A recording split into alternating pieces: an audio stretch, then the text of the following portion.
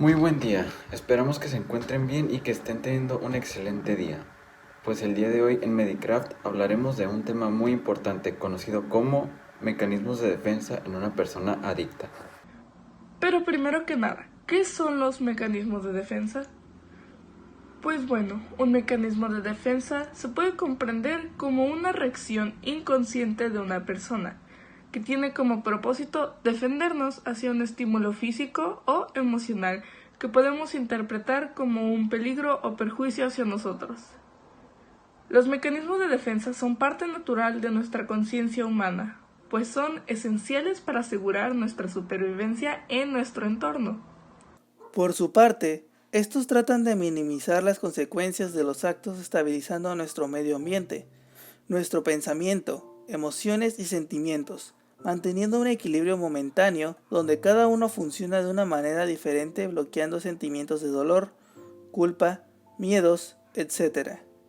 Cuando las adicciones se involucran en el contexto personal o familiar, los mecanismos de defensa juegan un papel muy importante, pues cada miembro de la familia intentará protegerse de la situación en la que viven, que los llevará a reprimir emociones o acontecimientos dolorosos por miedo a enfrentar la realidad de los hechos.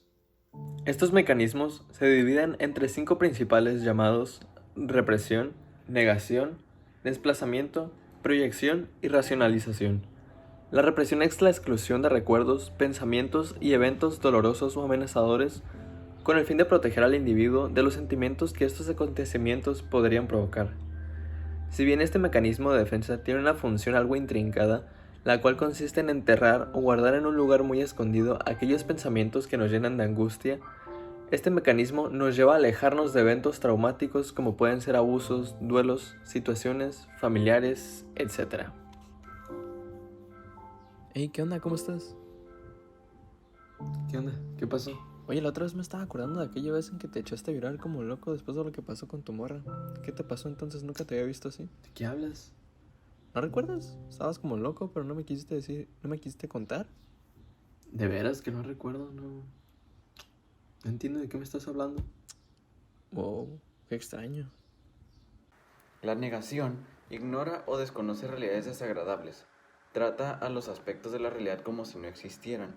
Es no querer creer que algún acontecimiento no agradable haya ocurrido, o bien que alguna condición desfavorable existe.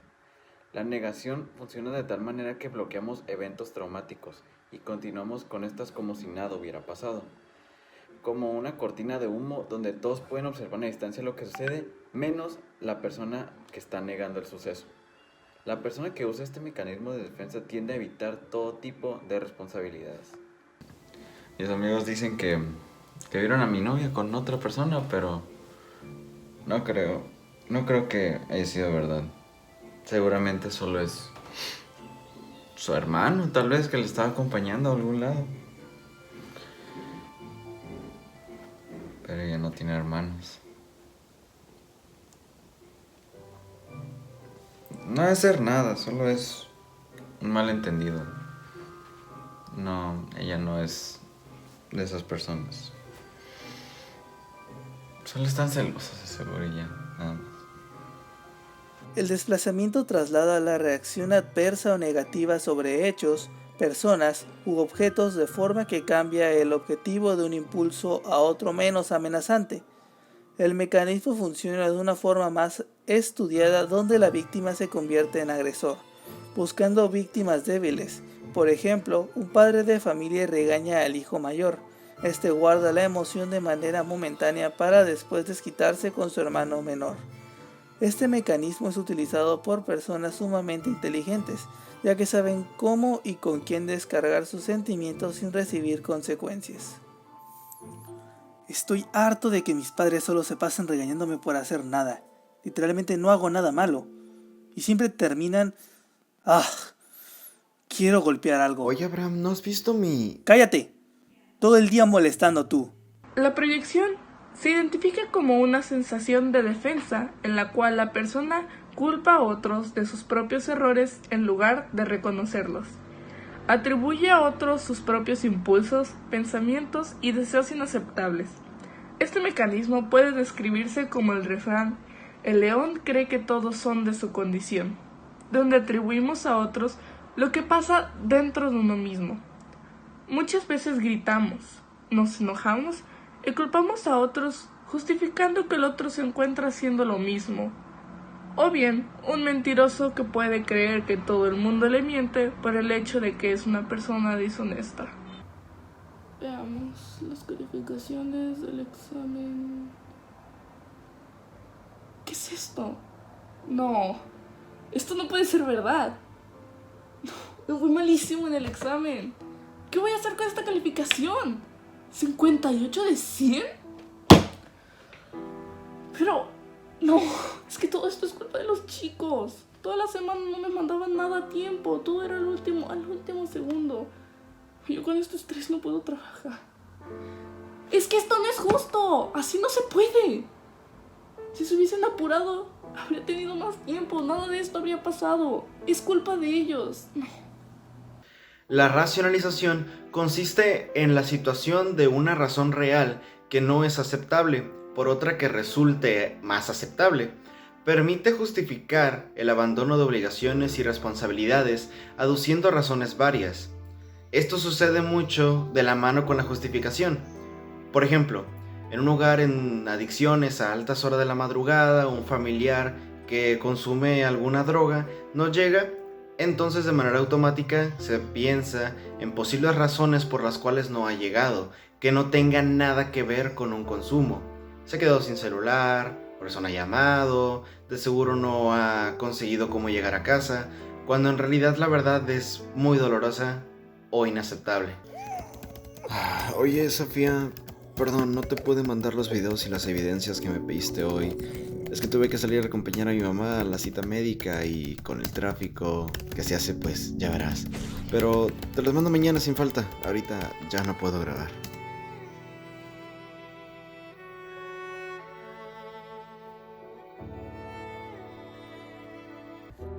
Es importante reconocer que estos mecanismos de defensa los implementamos todas las personas, puesto que son parte de nuestra naturaleza.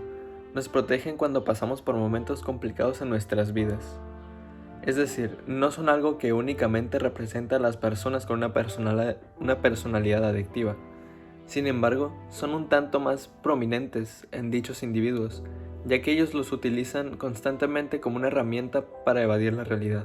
Sin embargo, también es muy importante conocer la opinión de la gente acerca de estos mecanismos, como por ejemplo el comentario de la señorita Valerie, que dice: opino que deberíamos aprender sobre inteligencia emocional y controlar nuestros impulsos, así como liberarlos de forma armónica, ya que sabemos que los mecanismos de defensa son en su mayoría involuntarios, pero al ser tan drásticos afectan a las personas que nos rodean.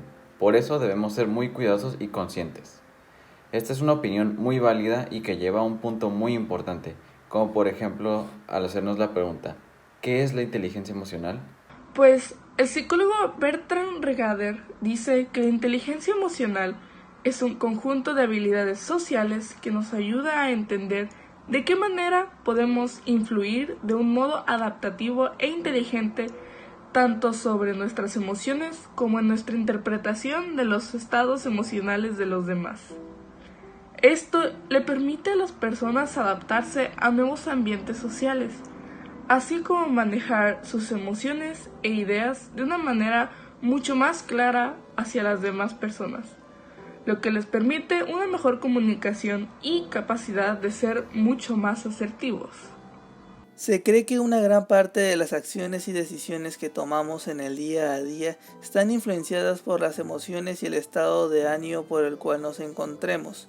Esto le dará a las personas más o menos disposición para afrontar una situación, reflexionar, pensar, idear o comunicarse. Es por esto que la inteligencia emocional es tan importante dentro del control de una personalidad adictiva, pues una persona con estos problemas de adicción que siente una necesidad de reaccionar de dicha forma para protegerse, puede actuar de una mejor manera si encuentra la forma de adaptarse de manera inteligente al medio y es capaz de expresar aquello que siente, piensa e imagina.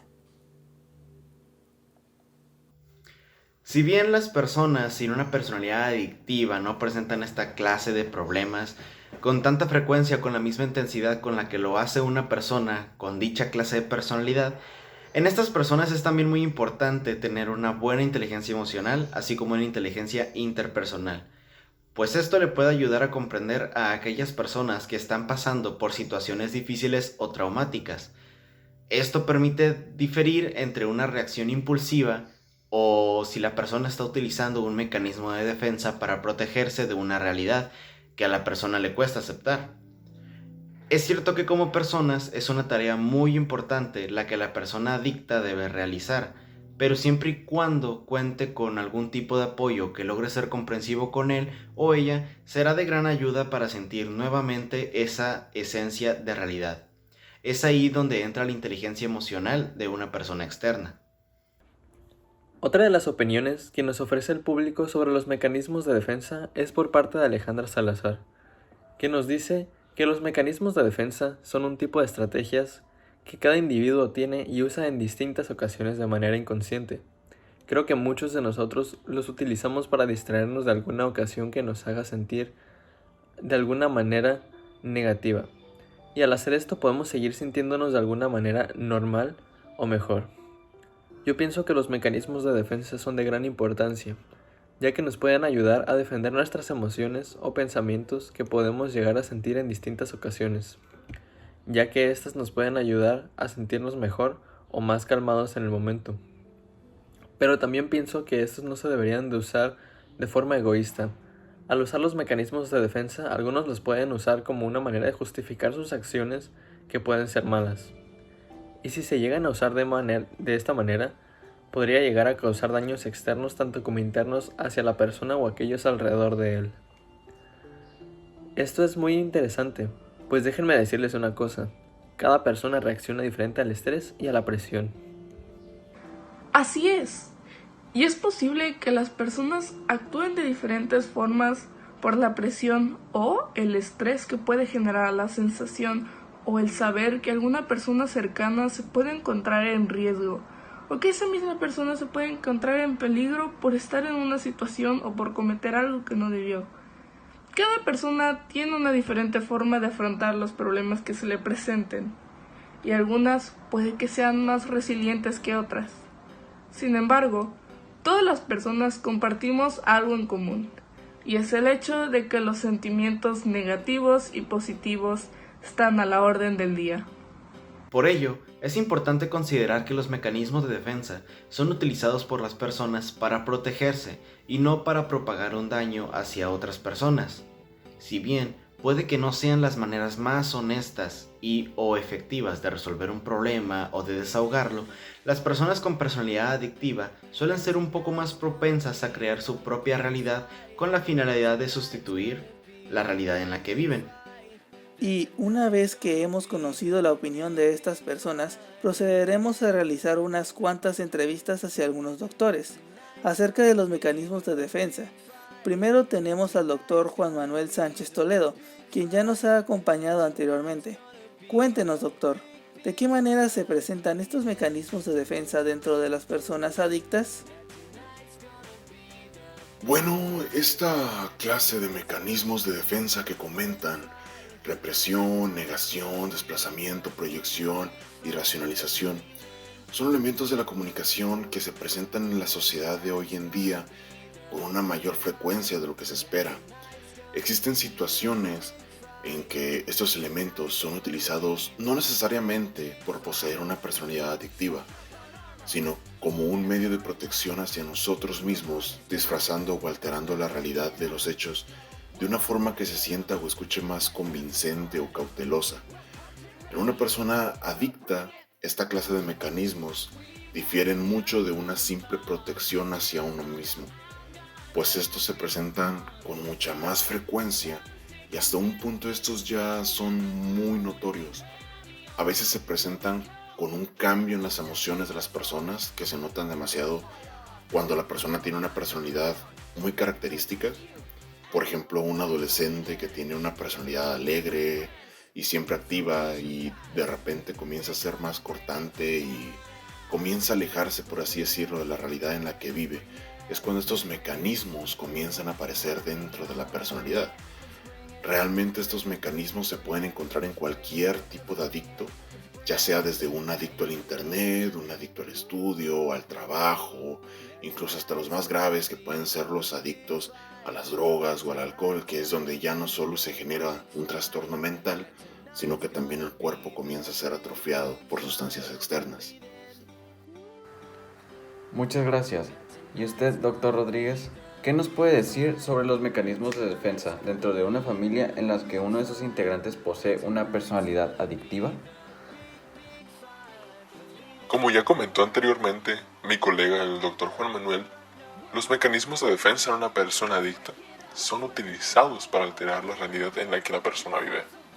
Pero la familia no está exenta de ellos, pues la percepción de un familiar que se encuentra en una situación complicada o que actúa de una forma inusual termina afectándolos poco a poco. Quizá en un principio los mecanismos utilizados por la persona adicta generan una insistencia o presión familiar hacia la persona por saber qué es lo que sucede, por la preocupación misma, pero esto puede que solo lleve al adicto a ser más sólido con su defensa. Con el tiempo es posible que la familia comience a adoptar dichos mecanismos, pero no utilizados para protegerse a sí mismos, sino que es posible que los utilicen con la persona adicta para ayudarle a sentirse mejor. Esa suele ser la intención que se tiene en un inicio, la cual no siempre termina brindando el mejor resultado, pues la comunicación termina basándose en verdades disfrazadas, que a fin de cuentas son mentiras. Es por ello que mantener una comunicación asertiva y siempre sincera con la familia es de suma importancia, pues en el momento en que una persona de la misma se sienta mal, es muy probable que se sienta con la confianza de hablar y ser apoyada, y no busque ocultarlo. Recordemos que la familia es el primer grupo social al que una persona pertenece y en el cual, se supone, debería de ser en el que más seguro nos sintamos como personas. La verdad es que su plática ha sido muy interesante, la forma en que la familia termina adoptando parte de la personalidad, buscando ayudar con un problema que quizá como tal no conocen. Ahora, doctora Castro, ¿puede usted hablarnos un poco sobre pacientes con los cuales haya tratado, en los cuales se haya notado un mecanismo de defensa, un caso que pueda orientarnos hacia la realidad de estos mecanismos? Sí, bueno, primero que nada, he de decir que no hablaré de nombres por parte de la intimidad y seguridad de la persona. Pero recuerdo que hubo un caso muy grave de una muchachita joven que aparentemente contaba con un descontrol emocional por diferentes situaciones que suceden en la adolescencia. Por comentar algunas de las más comunes en estos años, pues se encuentran el bullying, las amenazas, los estereotipos. Y esta persona en particular cargaba con un gran peso desde hace muchos años. Pobrecita. Hasta donde recuerdo, todo hacía alusión a que la familia había perdido a un ser querido hace muchos años. La muchacha decidió recurrir a la represión, de modo que prefería hundir el recuerdo de que un ser querido ya no se encontraba y sustituirlo con otros pensamientos. Sucedió que llegó a un punto en el que la muchacha tuvo tantas situaciones y estas al final terminaron saliendo a la luz. La necesidad de desahogarse en todas las personas es natural, pero llega a puntos en que una persona termina quebrantándose y en estos puntos es muy difícil parar hasta terminar. La muchacha tuvo bastante apoyo por parte de su familia, lo cual, a mi parecer, fue lo que le ayudó a recobrar la confianza entre los diferentes miembros de la misma. Sin embargo, fue un caso bastante particular y a la vez multicausal, pues la madre también sufría de un mecanismo de negación muy grande, en donde negaba todo lo malo que había sucedido antes de perder al ser querido, que ya había fallecido tratando de proteger a su hija.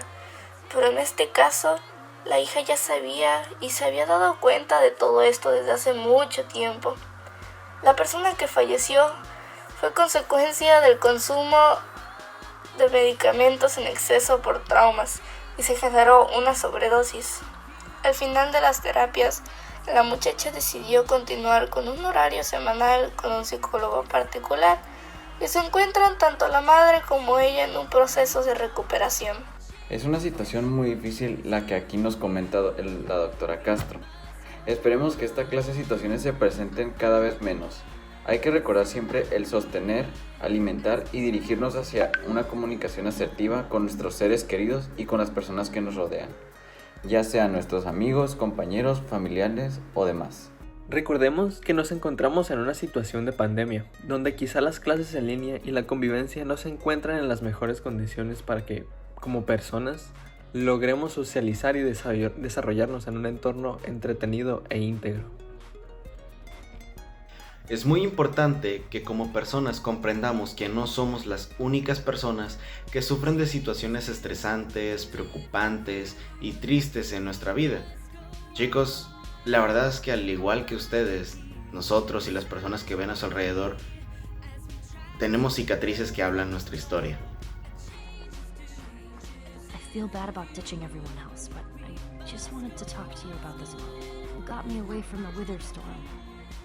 But I'm worried that I didn't get away soon enough. What?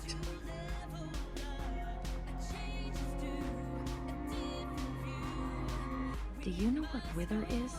The wither? Of course, we've been... No, Jesse. Just wither, or wither sickness, I guess. And I feel like it's just gonna keep getting worse. Well, we're gonna go back and tell the others we can get help. Pero siempre habrá una oportunidad para mejorar, para cumplir nuestras metas y ser felices. Esperemos que este video haya sido de su agrado, que hayan aprendido mucho y que se lleven una muy buena impresión y reflexión de lo que hemos hablado el día de hoy. No olvides ver nuestro podcast y nuestra página web para conocer más sobre las adicciones. Y recuerda, no estás solo, está bien pedir ayuda. Como seres humanos, no todo puede ser conseguido solos, pero juntos y con comunicación se abren muchas puertas.